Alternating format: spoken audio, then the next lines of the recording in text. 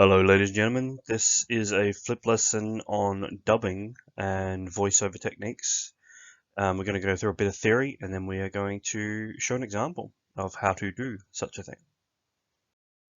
So, first of all, why do we dub? Some of you might not actually even know what that is at all, but for those of you who do or think you do, I'd like you to take a minute or two, just pause the video and just try to think about why dubbing is used in film and media, and then play the video and see how you went. So hopefully you came up with a few ideas yourself, but we'll go over a few reasons now why people dub in film. So one of the first ones is cost. It can be a lot cheaper to use a dubbing technique, but not always. One of the biggest reasons is quality. We'll go down to a few reasons of what kinds of quality aspects that is in a sec. Also, we have background noise. This is the big one. This is when you're filming on set and there is just things going on in the background that you just cannot control. There's cars, there might be animals, there might be other people talking, crew, all kinds of things. So if you get that kind of background noise, but you get the shot perfect, it's then wise to bring it into post later on and dub over it, get the actors to dub over it again, so you don't get all that background noise included.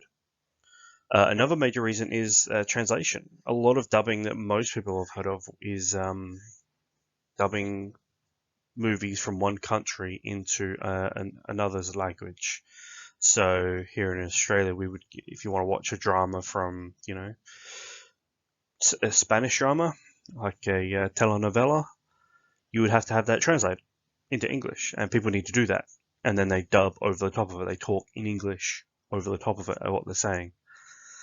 There's also professionalism.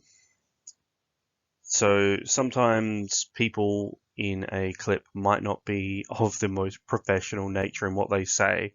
Maybe they're cursing, saying rude words, or just saying things in general that you don't want. You can take that again back into post later, dub over them, maybe make it a bit more PG. There's also for sound mixing purposes. Sometimes you want to isolate vocal lines so that you can do things with them later on in post. It's a lot easier to just get them dubbed in post on different sound lines so that you can mess around with them easier, as opposed to being a compound sort of vocal track when you record in person.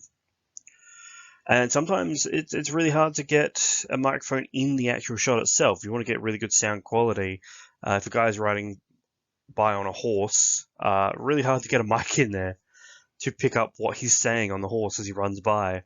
A lot easier to film it and then later on get him to say what he was saying on the horse, and then maybe give it a bit of a reverb and make it sound like it's in the distance a bit if you still want to get that effect if he's still riding along, but you can actually hear what he's saying a little bit more. So those are some of the reasons. So now we'll move into some dubbing types. So you have the traditional film dubbing, which is the main source of your international film dubbing. For distribution, that's the whole, if it's in one language, change it into another sort of deal. We have a link there if you'd like to download this PowerPoint later on and have a look at some of these links, as that is the voice of Pikachu. They're dubbing from Japanese to English. It has a pretty good video that demonstrates that. We've also got parody comedy dubbing. This is using other people's footage, usually found footage or repurposed footage, to dub over the top of it in a very comedic sort of way.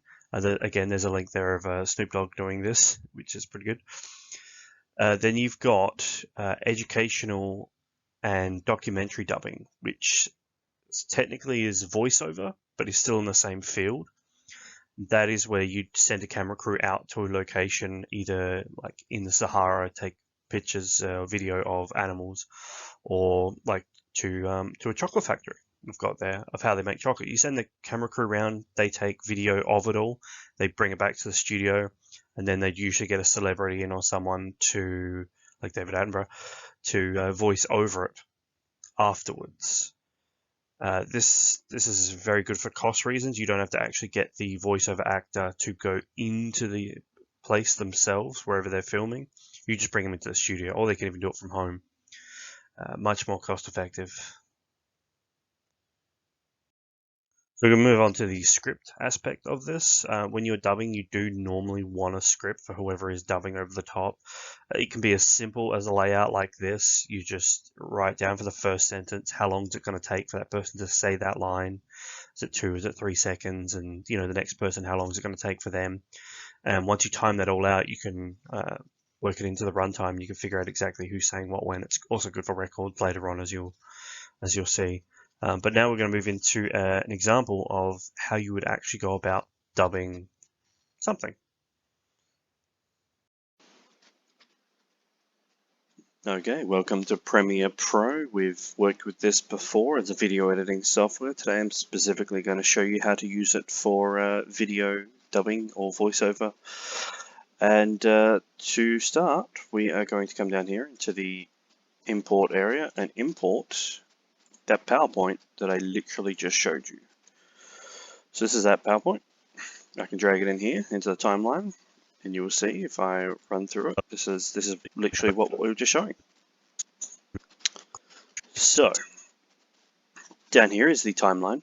I'm going to make this just a little bit bigger.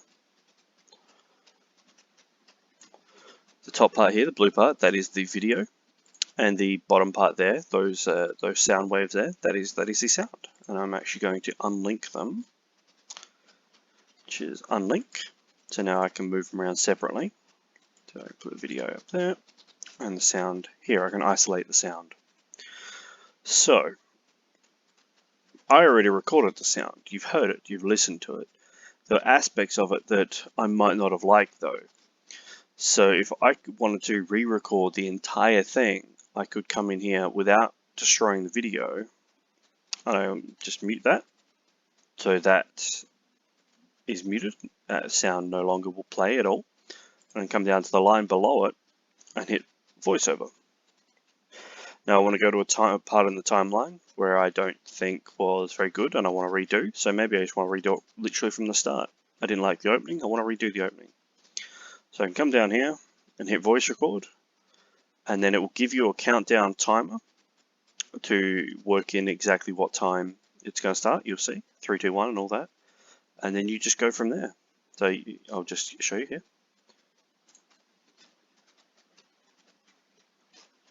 Welcome, ladies and gentlemen. This is our PowerPoint on dubbing.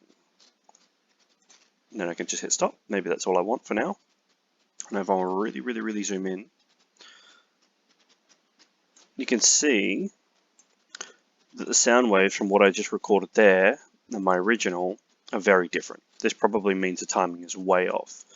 And if you go back and you actually look at it, the sound will not line up with my lips there at all. Welcome, ladies and gentlemen. This is our PowerPoint on doesn't look right. So what we can actually do is we can maybe cut off the start a little bit and drag it back. So now it lines up better. That'll probably look a lot better lined up. Welcome, ladies and gentlemen. This is our PowerPoint on. I didn't use the same words, but that's why it doesn't quite sync up with the video there. But for the first initial opening, it does, because I was using the same words. I'll just show you again. Welcome, ladies and gentlemen. This is our. So for that part, it worked.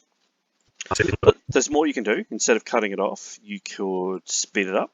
I could go into speed duration if I thought it was too fast or too slow. Instead of that whole sound bar there being 5 seconds 10, maybe I want to drag it down to 4 seconds. You'll see it shortens it.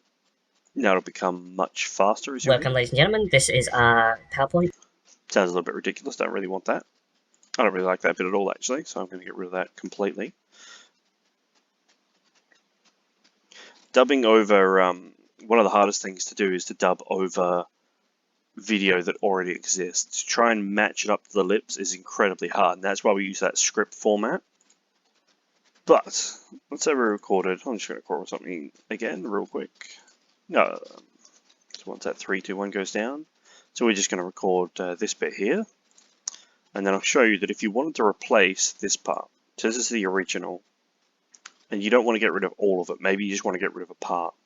So you come here, and you clip it out. You grab that bit. I'm actually not going to delete it, I'm just going to move it out the way, in case I want to keep it later on.